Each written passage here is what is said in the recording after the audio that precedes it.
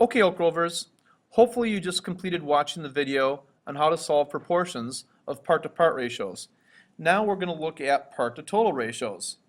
The problem is going to start out the exact same way. The ratio of boys to girls is 3 to 4. And we've talked about the 4 ways I can write those ratios. The part-to-part ratios are boys to girls of 3 to 4 and girls to boys of 4 to 3.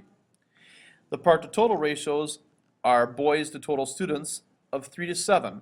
The way I got that 7 is I added 3 plus 4 to get 7 total students. So the ratio of boys to total students is 3 boys to 7 total students. The ratio of girls to total students is 4 girls to 7 total students. And I got all that information by just looking at the first part of the problem. Now let's look at this new problem that we've made, a new rest of the problem that I have here, and see how it's different than the one we just did. Here's how the whole problem reads. The ratio of boys to girls is 3 to 4. If there are 63 total students, how many are girls?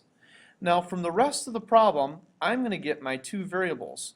In this case, my two variables are 63 total students and girls, which we don't know how many there are. So if I put my new variables down, I'll have girls and I'll have total students. Since my variables are girls and total students, I have to use my part-to-total ratios of girls and total students. So I'll use 4 girls to 7 total students. And then I'll use my rest of my problem. I know there's 63 total students, so I'll put 63 there, and I'll put a question mark up here. Now, some of you may recognize the relationship between 7 and 63.